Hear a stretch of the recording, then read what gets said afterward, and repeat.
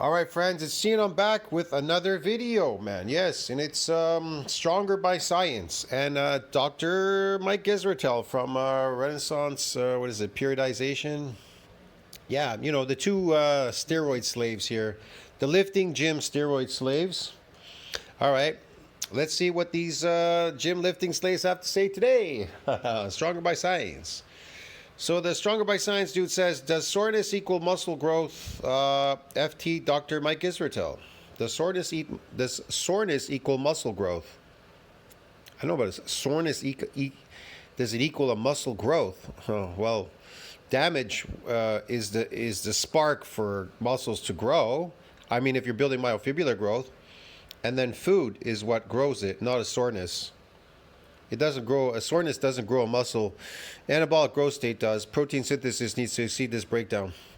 Anyways, okay, let's see what he has to say. Welcome back to Strong by Science. Dr. Milo Wolf with you today with an expert, Dr. Mike Israetel, talking about perception of soreness in training as a means to guide whatever you're doing in the gym, like adding sets, removing sets, doing different exercises. Essentially, how would you use soreness? Would you use it with regards to lifting practice? How would you use it in regards to lifting a heavy weight? That makes absolutely no sense. Listen, man, depends on what you're training for. Every training is different. If you're training for sarcoplasmic hypertrophy, but you don't know what that is, you may be training for it, but you don't know you're training for sarcoplasmic. And then you may be getting something, but you associate it with being something bad. Meanwhile, it has to do with myofibrillar growth. See what I mean?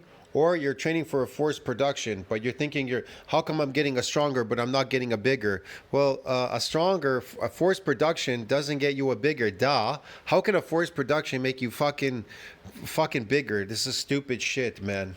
That's a great question. I assume it's in the context of hypertrophy. Correct. Cool.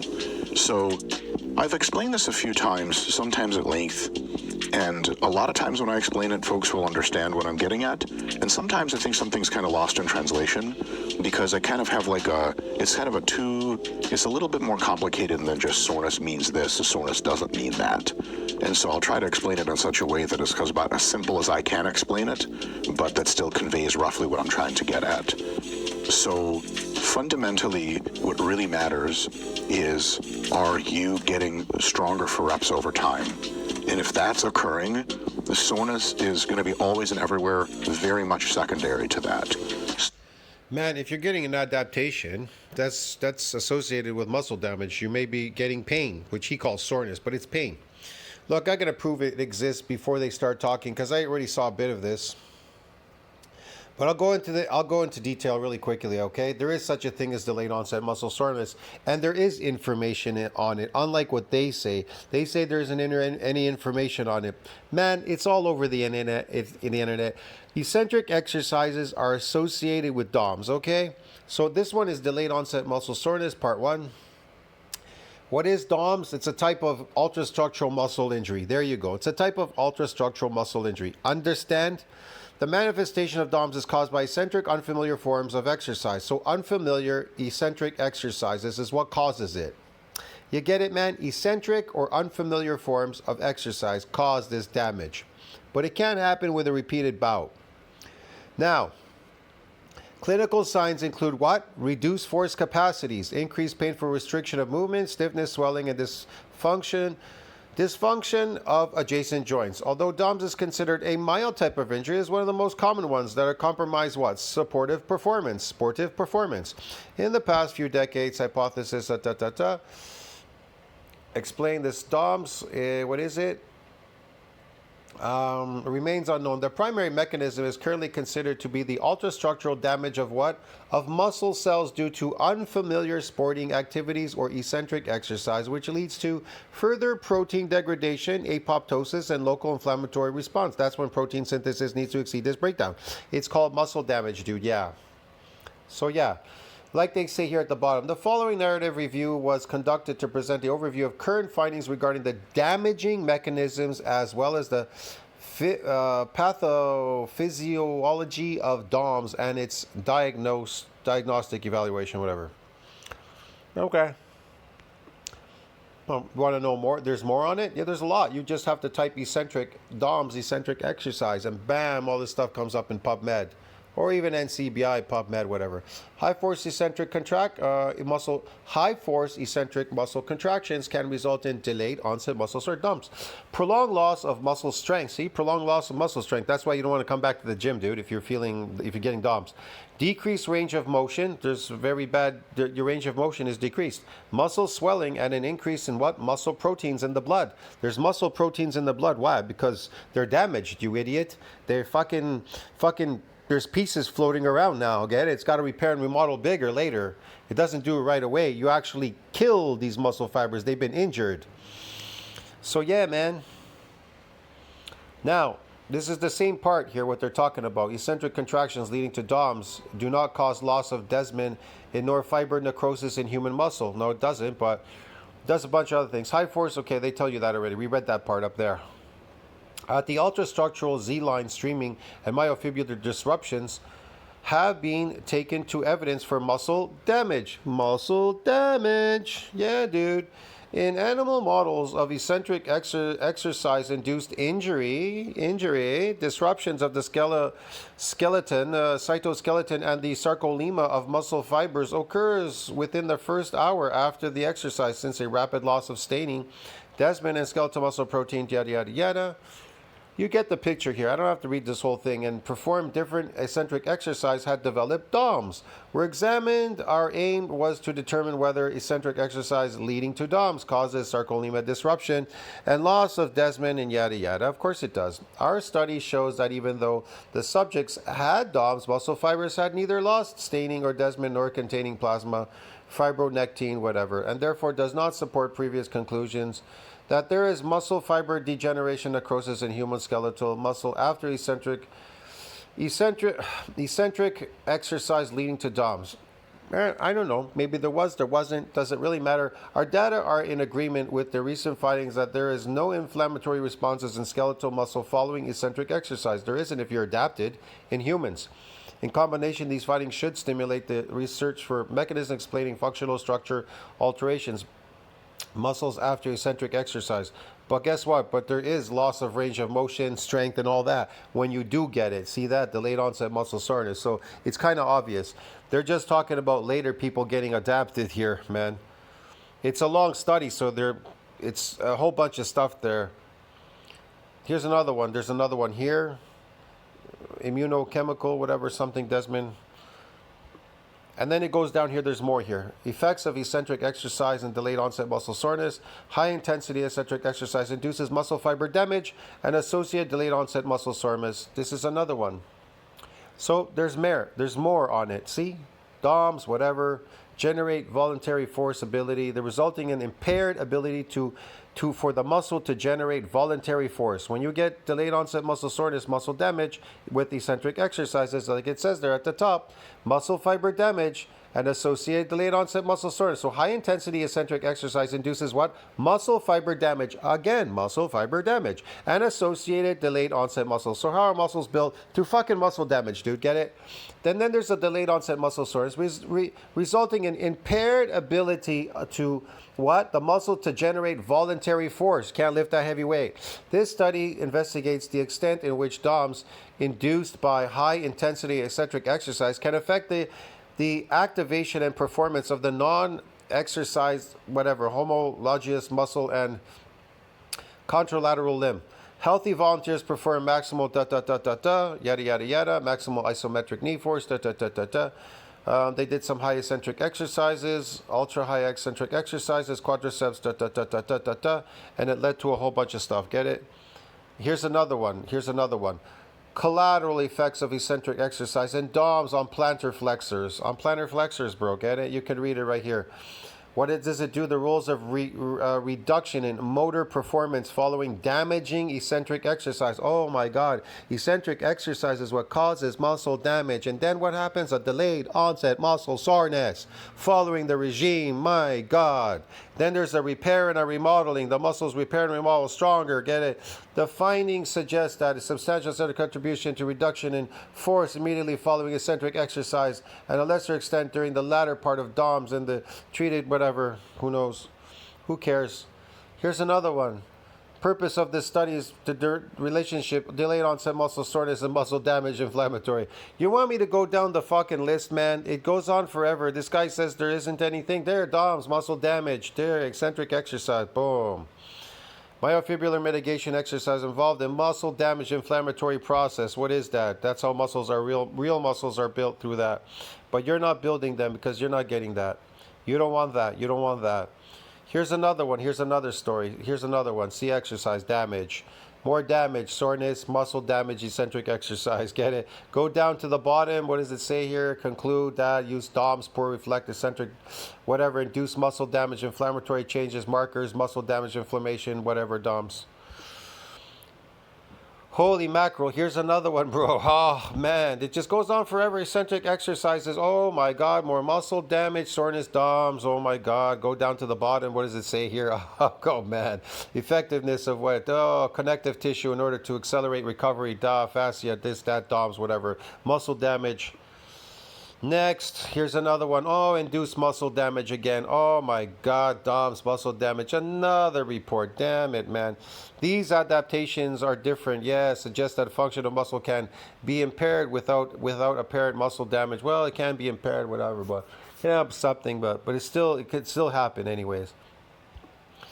Here's another one. Relationship between muscle soreness and whatever, something, I don't know, exercise, eccentric. Boom, delayed onset muscle soreness. Muscle damage, eccentric again. Jesus, man. They're objective. What are the objectives here? Well, then they tell you here, eccentric exercise, IQ parameters, DOMS score for the use effects, something, whatever. You can read it, man. I'm not going to go through all this, bro. This is crazy. There's too much stuff here to go through. There's multiple, you could go through multiple. You can read this one about baseball players, football players, something, what happens to them, motor units, DOMS, muscle damage. Man, there's just a whole bunch of stuff on it. If you don't understand it, then I don't know. I can't help you. Get it? Here's another one. See that? Another one. Then you read here.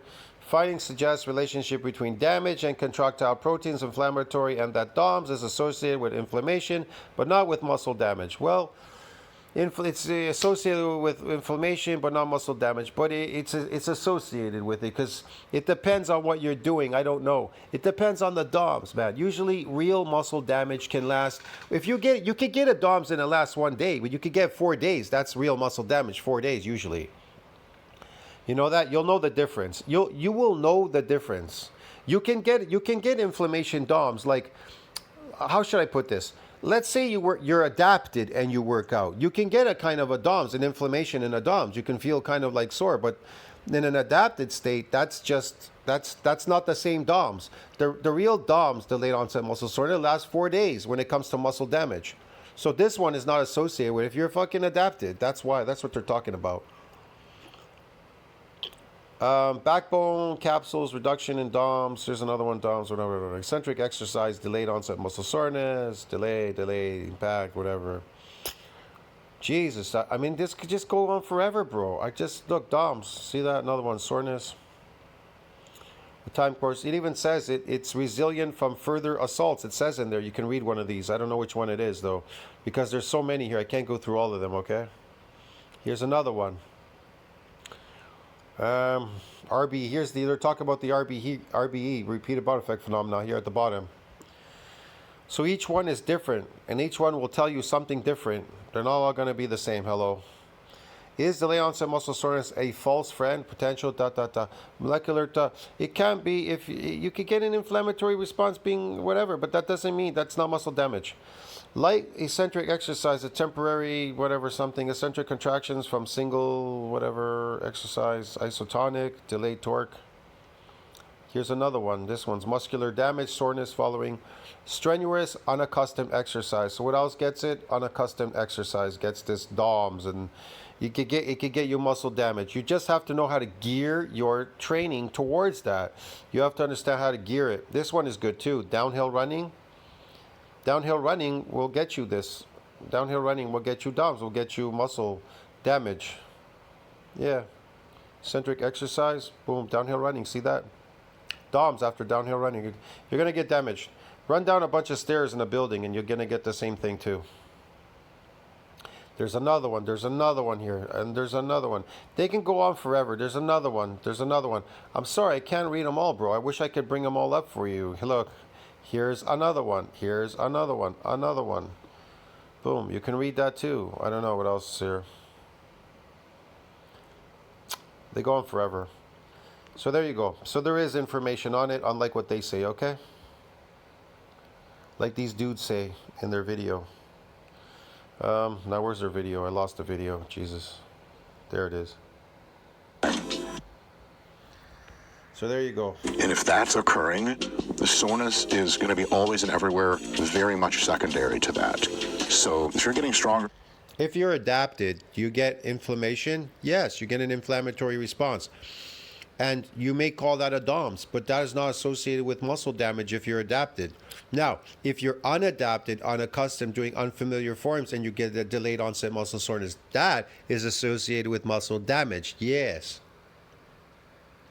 over time, I'm not going to like kick dicks out of your mouth and tell you like you're doing soreness wrong or some shit like that. Soreness becomes much more of a thing when it has. Again, if you get sore and you're adapted to lifting these weights, that isn't associated with muscle damage. That may be some sort of a damage, hypoxia, I don't know, oxidative, but that's not muscle damage, a micro injury. That is not, let's put it this way, it's not associated with muscle injury, okay? It's associated with some other bullshit. Two cases. One is if you're not getting sore at all, and other indicators in your program seem to suggest underdosing. Look, I'll tell you this. You should not be getting sore whatsoever if you're an adapted lifter. Powerlifters don't get sore because they're not lifting much. They're not lifting a whole lot. But if you're getting sore and you're adapted to your exercises, that could be a very bad thing. Too much hypoxia, oxidative damage, accelerated aging.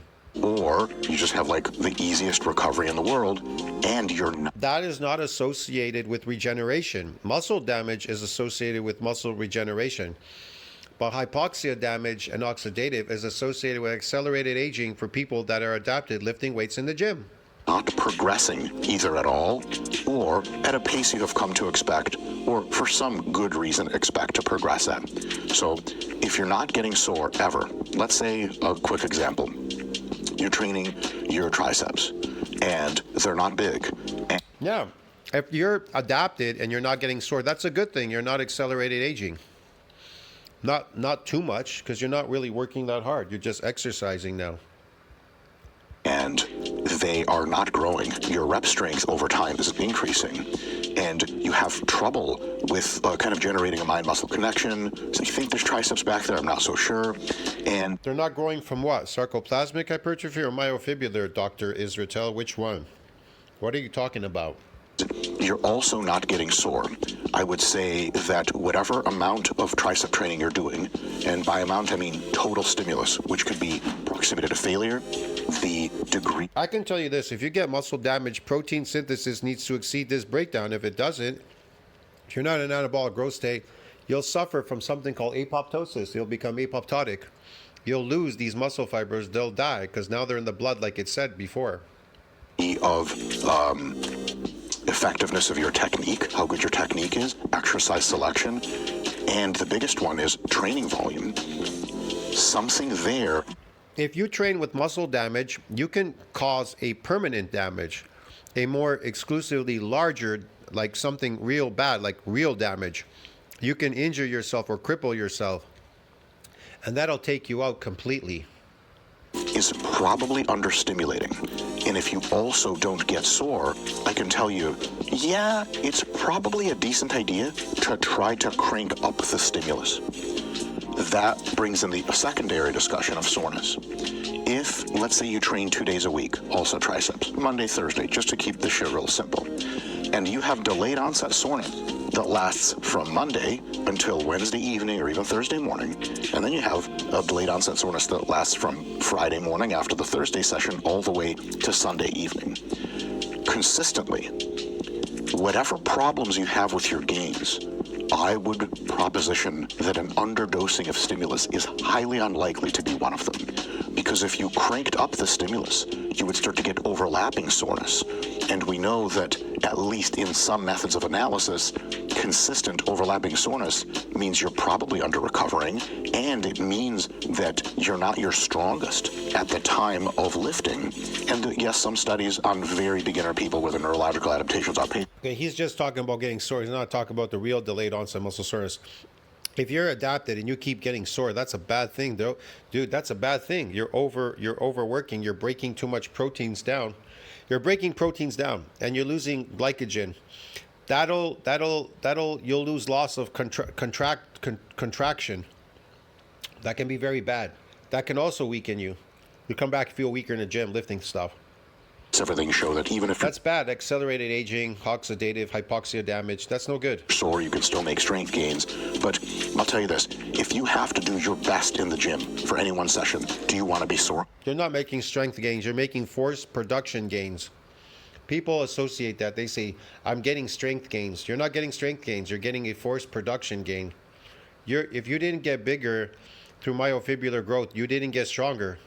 Coming into that session or not sore? I surmise that the answer is not sore. And so if someone says, look, man, my triceps aren't growing, I go, do you get sore? And they go, dude, I've never been sore. I'm like, ooh. Outside of the other methods of analysis, I would say it's incrementally beneficial for you to consider that you're underdosing somehow, and doing more may be part of the answer. On the other hand, if you tell me, like, dude, my triceps aren't growing, and I'll be like, do you get sore? Like, I'm sore all the fucking time. My next guess is probably doing less might be better than doing more in that context, especially if it's regular, not just like your first week or something like that. Yes, stop doing that. Do less. What's the point? You're adapted. It's like a factory worker. They're overworking themselves for 6 hours and they're fucking dead and they're sore all the time and inflamed. Why would you go to the gym to do that? What's the point of going to the gym? I know, because I got to get good at lifting heavy weight. I got to wear myself out better, faster than the last time. How fucking stupid could people be, man? So that's kind of how I approach soreness, but it can be instructive at its extremes, especially. To put it another way, really quickly, really simple, if you're struggling to grow something and you just never have felt DOMS in it, you might want to experiment with some intensification. For example, lengthened partials consistently make almost everyone that tries them more sore than usual, not just from novelty, regularly for weeks on end. And they seem to kind of fucking work. Cranking up volume will make you more sore, and so on and so on. On the other hand, if you're just getting sore like fucking crazy, you're probably more limited by recovery, and training harder is highly unlikely to be a part of the answer. One final question. That makes no sense, man. I'm going to train to try to get as sore as I can. Well, it definitely is an indicator, getting sore, but you should focus on trying to get muscle damage. If you want to grow myofibrillar growth, which I told you, you have to have money to build your body. If you don't have money, then you can eat a slave diet called carbohydrates, okay? A fake artificial diet, which is not your diet, carbohydrates, and you can build these phony sarcoplasmic muscles. And then you can go practice at a gym, lifting a heavy weight endlessly forever. And you have to keep going back there to maintain that weight and to maintain that glycogen, phony glycogen muscle.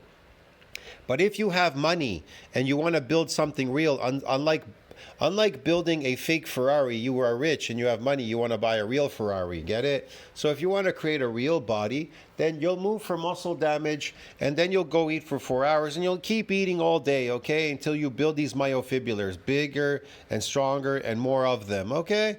That's how you do it. Money will build your body. But if you don't have money, forget about it. Don't waste your time. You're just wasting your time. It'll be expensive for you. If you do shoot for this damage and you don't have money to eat, it'll shrink you. You'll lose fibers, and then you'll be discouraged, and you'll get weaker, and that's it, and it'll be worse for you. So don't do that, okay? Don't do it. Go ahead, eat your slave diet, the carbohydrate diet, the phony artificial diet, carbohydrates, what is not meant for human consumption, us carnivores. Go and eat that, what cows eat. Go eat some grass. And then go to the gym and pump. Pump as much as you can till kingdom come. Get it? Work harder than the last time, like Greg Doucette says, and lift and move for concentric exercises, as many as you can, and so you could be good at force production. Stay away from the eccentric. Okay, that's associated with muscle damage and myofibrillar growth. Get it? And and eating protein synthesis needs to exceed this breakdown, okay? Be in anabolic growth state. But like I said, if you can't afford that, stay away from that. Stick to concentric for a fake strength, fucking force production strength, and glycogen pumping in your muscles with a fake artificial diet called carbohydrates. Okay, just move for that, and you're gonna be better than the last time. Yeah, man. Question on soreness before I give my sort of response to that. One thing I think we need to clarify is, what does soreness actually mean to you? I can answer this in a couple of ways. One is, You know what soreness means? It means if you don't got money to eat, don't go there. Don't go there. Stay away. there's a high degree of uncertainty about what the physiological mechanisms of soreness are, and we've known that for a long time. I know of at least one old ultrastructural tissue analysis paper that showed, with analysis of things like Z-line streaming and things, that soreness was much more aligned with a very robust hypertrophic response than it was with a response of pure muscle damage. We also know that soreness arises as a secondary feature, not a primary feature. No, they don't want you to. They don't want you to damage muscles because they know you can't afford to build them. It'll discourage you. You won't build them because you're poor. They want to put you on a carbohydrate diet, on all these fake protein powders and all that to build fake muscles. You know, all these fake things like creatine, fake muscles, water muscles, sugar muscles made from glycogen, and all that kind of stuff. And then they want you to lift up. They want you to practice at lifting a heavy weight so you can get good at lifting a heavy weight for the rest of your life. And then later down the road, you're going to accelerate aging. You're going to look old, be old. You're going to suffer from sarcopenia, chronic diseases, and a whole wide array of things. Eating an artificial diet called glycogen, or called carbohydrates, whatever. Stimulus. We know it probably has something to do with immune infiltration. Also, and I'm very confident about this, when you take more drugs, you get more sleep. What is he talking about? Immune, this, that. There's fucking information on it. Just go on Google and just type it. DOMS, eccentric exercise. Comes up everywhere, bro. It tells you everything. There's even larger, longer stuff you can read. It's endless. It's a sea of endless information. You can read NCBI, not just PubMed. I go PubMed because it was a shorter version. You can read NCBI. There's pages and pages on it forever. There's all kinds of outcomes and this and that. I explain everything to you. And you eat more food, you get more sore, not less. And if it was just linear damage, you'd be like, but all these things help the damage. How the hell is soreness a thing now? So, to me, what soreness actually is at a deep analytical level is unclear. But I do know that soreness also correlates with the following things. The introduction of a new exercise or new rep range. When we know that now. Yeah, a new exercise, new rep range, a new adaptation. You're going to get muscle damage, and then you're going to get DOMS. Yes, he's correct. Is highly correlated to gains because that's how noob gains work. The noob gains aren't that. Yeah, that's how noob gains work. You did something, you were untrained. First training, satellite cell fusion. Then had they hypertrophy, like in, was it nuclei overload, that thing? Remember, precedes hypertrophy and not lost on detraining? NCBI. God doesn't know what time it is in your life for training. The novelty effect is the noob gains effect, and it's profoundly helpful for hypertrophy. We know that you get more sore if you get closer to failure. We also know that causes hypertrophy. We know that you get more sore if you do more volume. That causes hypertrophy. We know if you do more eccentric control at long muscle lengths, that causes more soreness. We also know robustly that causes more hypertrophy. Is he talking about, hold on, is he talking about somebody who's adapted and that will cause more hypertrophy in what? In sarcoplasmic hypertrophy or myofibrillar growth? Duh. If you're not eating, it won't cause hypertrophy, dumbass. You start to line up all the variables. Here's another thing. In my coaching of very many athletes, especially athletes, volleyball players, soccer players, the people that grow muscle the fastest visually, they get the strongest, that are the more fast fiber oriented, they get robustly more sore than everyone else. Endurance athletes, fucking 10 sets of everything, they just don't get sore. And you're like, all right, well, soreness has nothing to do with growth, no worries. That's everybody in the gym. They're endurance athletes, dude. What are you talking about? They don't fucking grow. Too many correlations for me to just be like, this has nothing to do with anything. So I suspect that soreness is a proxy, not the proxy. And there are other things going on that can even conflate these variables. A proxy for the degree of stimulus introduced.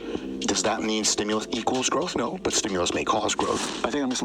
That's why you got to gear your training. If you want to gear your training towards muscle damage, it tells you there in eccentric, what I just read previously. Untrained muscle and unfamiliar forms get this muscle damage, which leads to what? Delayed onset muscle soreness.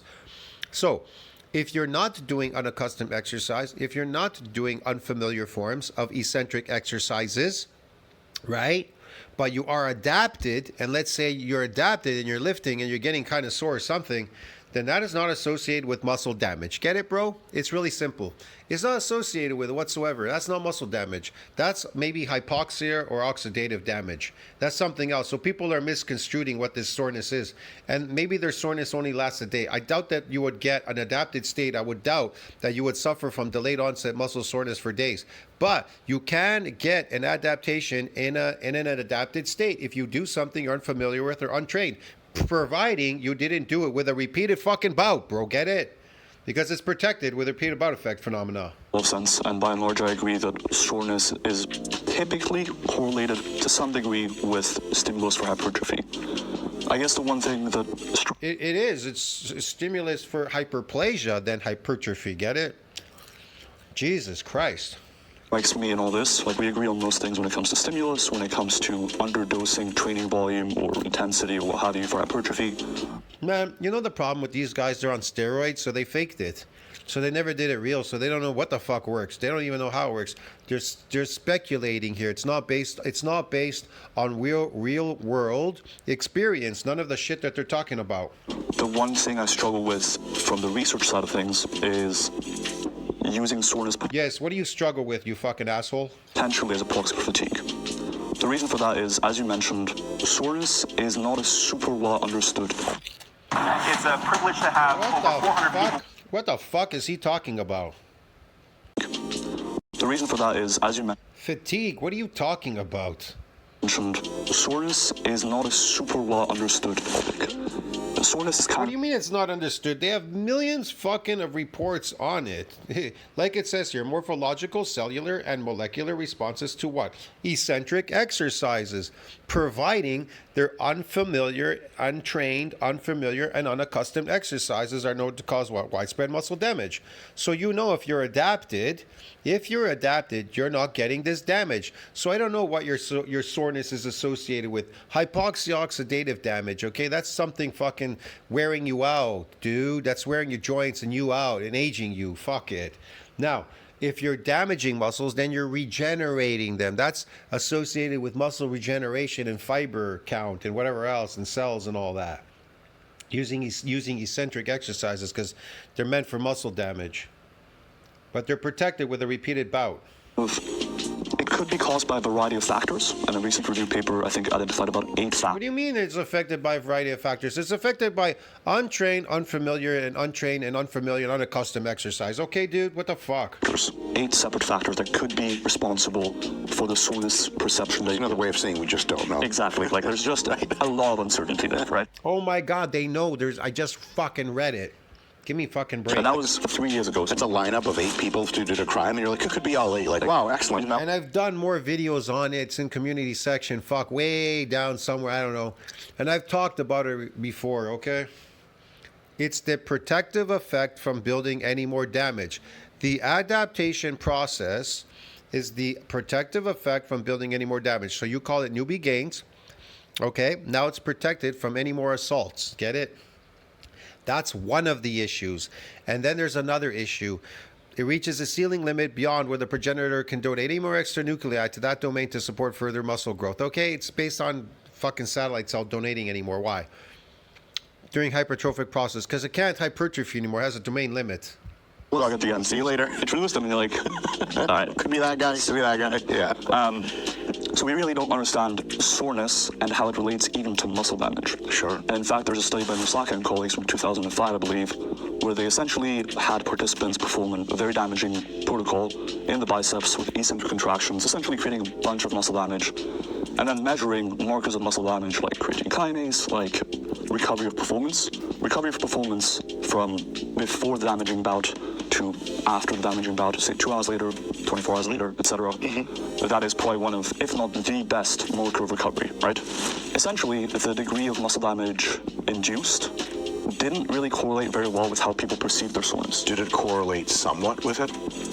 Was it a net Depended on the positive position. correlation? So essentially, soreness was assessed in 3 different positions, like with your arm extended, flexed, and palpated. And there was a few things. One, no matter the position, the correlation between perceived soreness and any marker of muscle damage, whether it was creatine kinase, recovery of performance in a very unskilled test, aka isometric test, the correlation was always about 0. Why don't they just fucking go out and do tests on themselves and find out? That's how I learned. What the fuck? 0.3 or less. So quite a weak correlation if there was one.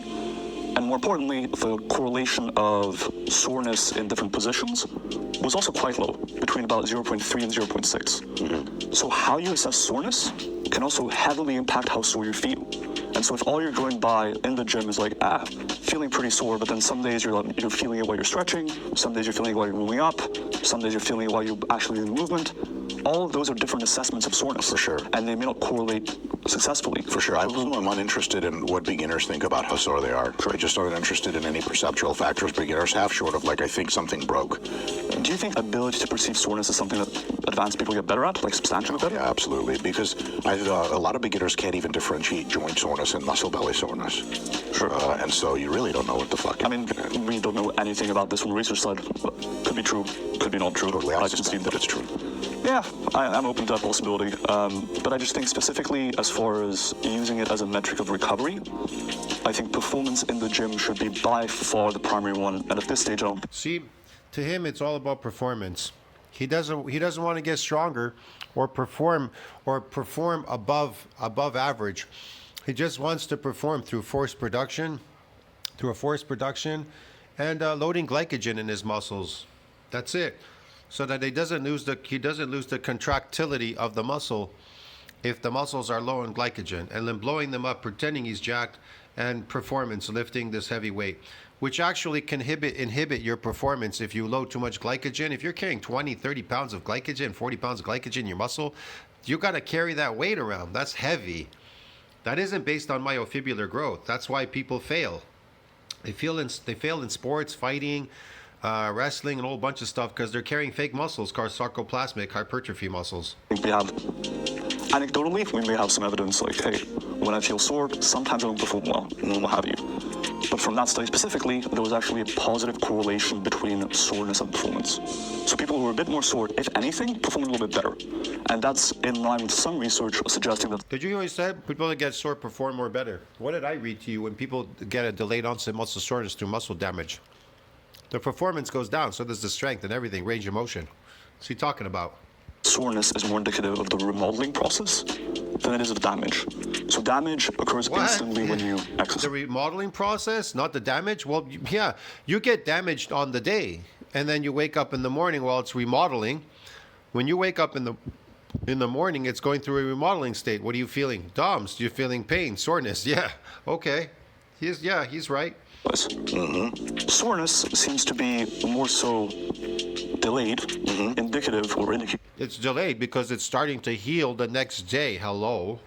that it is more in alignment with the remodeling process from damage than it is actual muscle damage and disruption. Sure. Okay, so what is a remodeling? Building muscles. When somebody says to you, muscles are remodeling, what are they doing?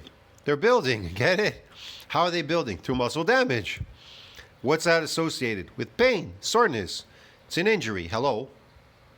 Disruption to the muscle. I've been saying that for about 20 years. Hey, man. I got something right. But doesn't that also highly implicate soreness and a probability of being associated with growth? I like Israel. Isn't that associated with growth? And then the idiot speaks. I think so. Soreness, like you're still growing and recovering and remodeling. If soreness isn't, See, you're still growing, recovering, and remodeling because that's a different kind of training. Something in their head they don't understand, man. In your fucking stupid brain. indicated as a symptom of remodeling, why are you in the gym training if you're still remodeling? Is an interesting question to ask. Right. Now, there could be like, Why well, look, are like, you in the gym going back if you're still remodeling muscles? And then guess what happens if you go back? They die, bro. Get it? Because people are stupid. overlapping remodeling curves are totally fine. I'm open to that idea.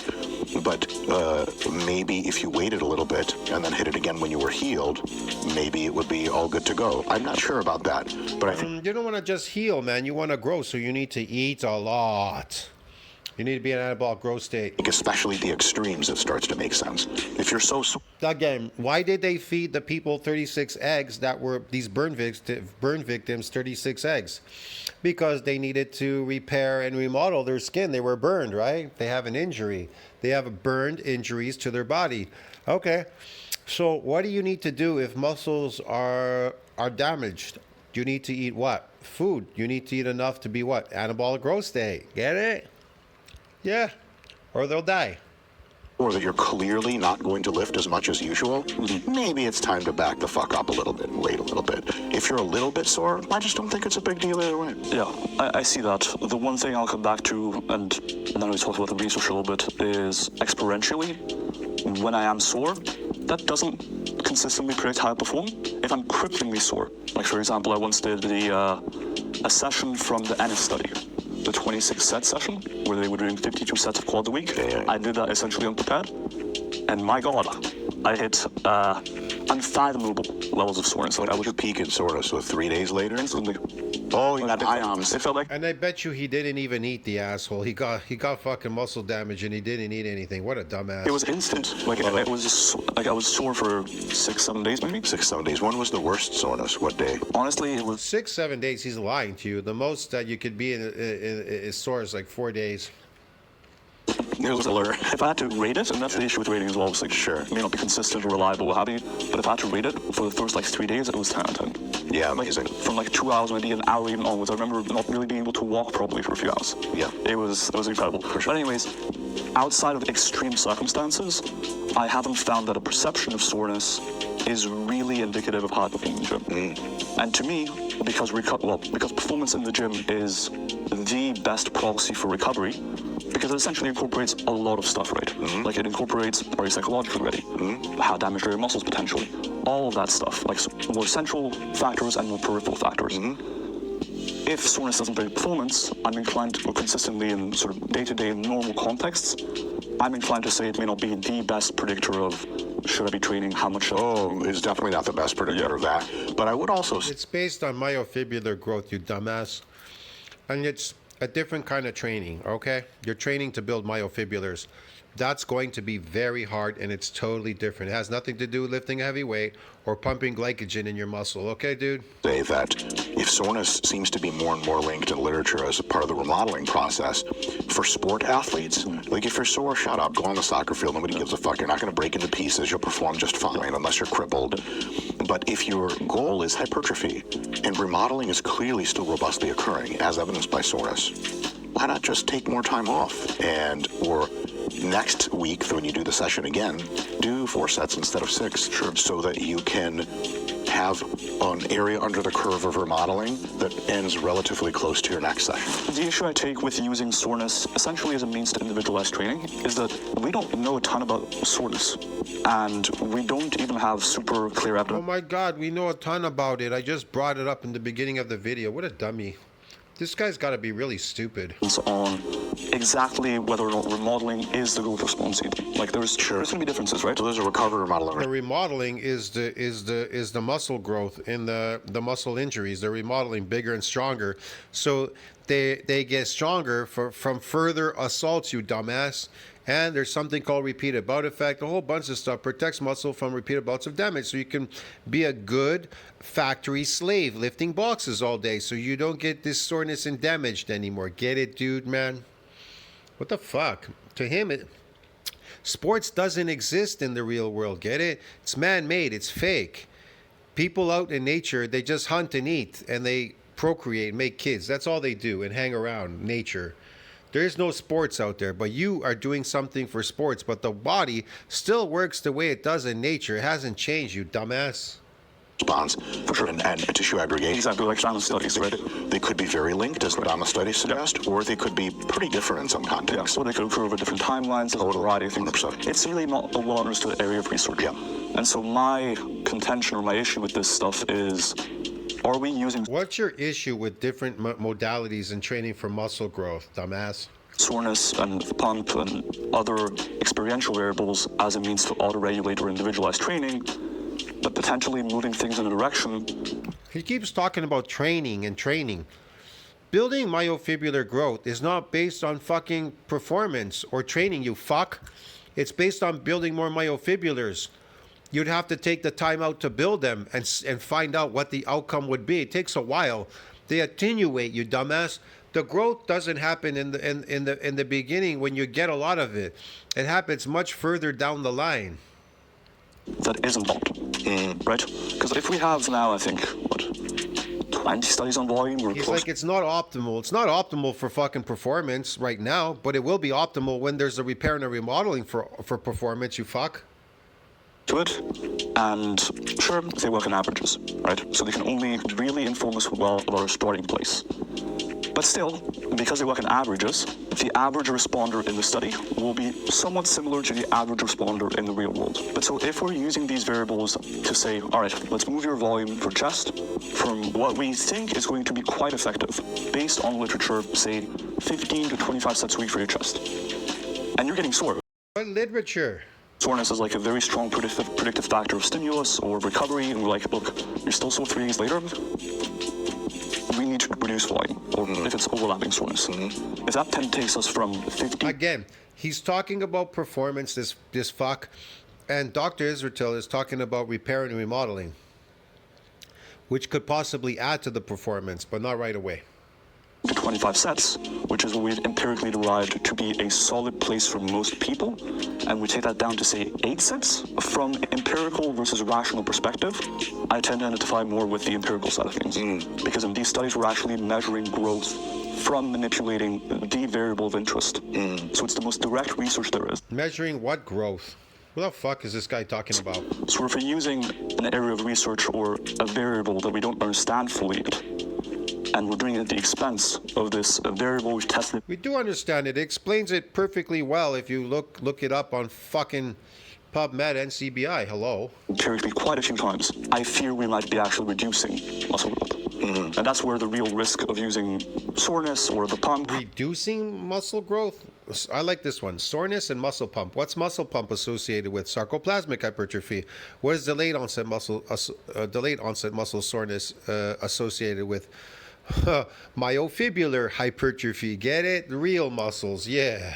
Or these variables that aren't fully understood yet really arises to me. Yeah. Does that make sense? Yeah, totally. What's your general thought on that? My general thought- They're understood. He just doesn't understand them. Get it? He doesn't understand, but they are understood. Is you could have a situation in which the averages make sense, but the averages could be optimized even more if you let individuals guide themselves through soreness, which we don't have any data to prove against.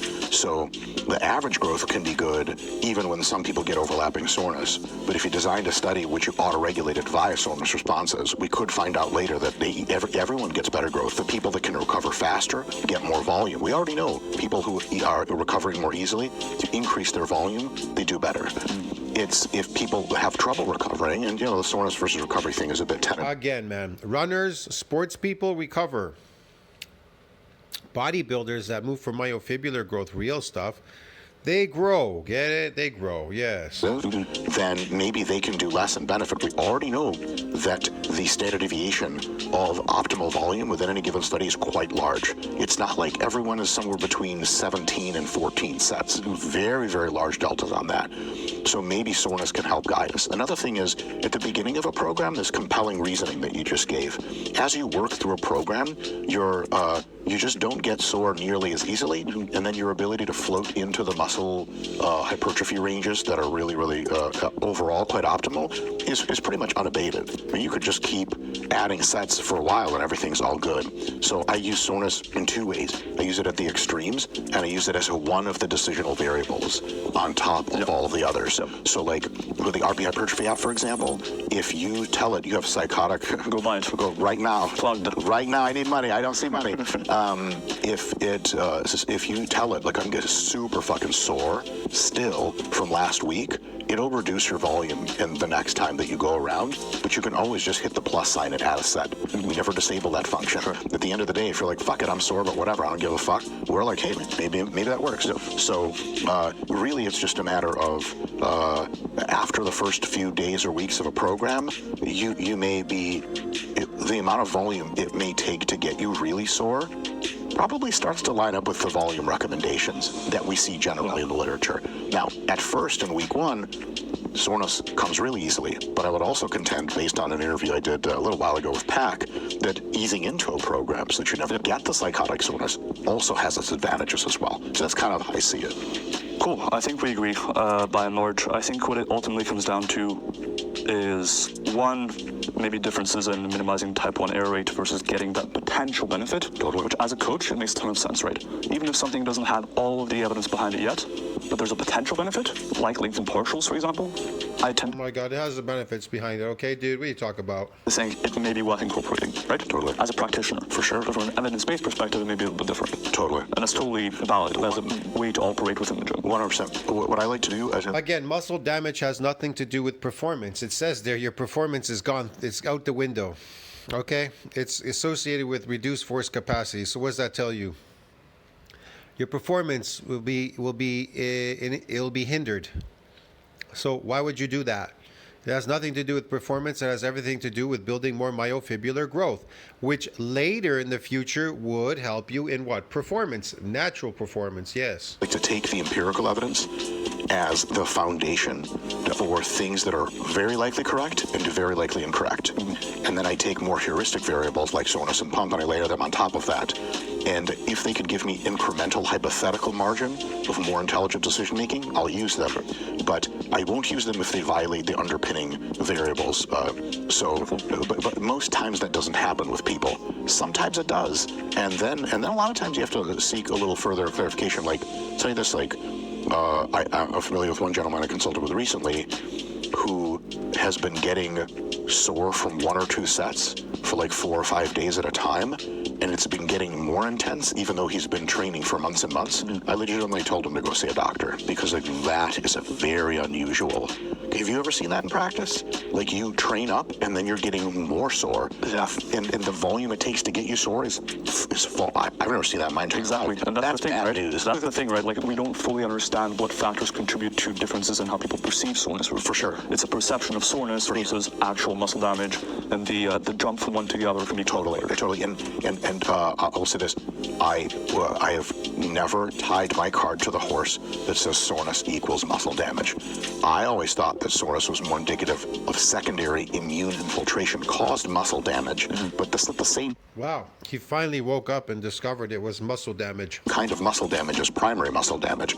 And it's less muscle damage, but more like the immune system cells actually unzipping the various parts of the muscle cell and starting to fix the shit. Yeah. And that's what it seems like is occurring. Here's another piece of compelling secondary tier evidence.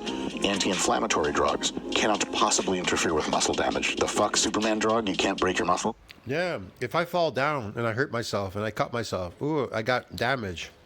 If I hit myself with a hammer, I got damage. I wonder how it starts. What does it do? How does it fix itself?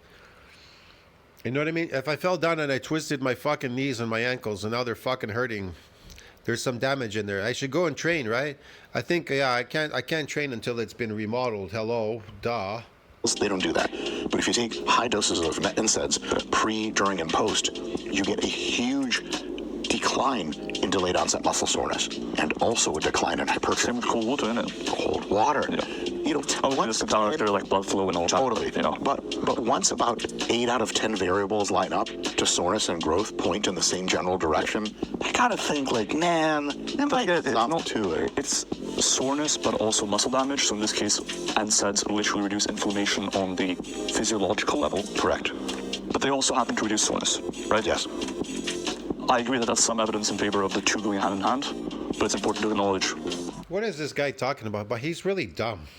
whenever we discuss them, obviously, we're giving advice to people ultimately. We have to be somewhat practical. Sure. But I think just on a framework level, we always have to be like, okay, let's distinguish the two a little bit. These are all educated guesses, and they're all highly imperfect. For sure. Yeah. Hey man, it was beautiful. I love it. If you like the video, comment, subscribe, and stay tuned. Peace.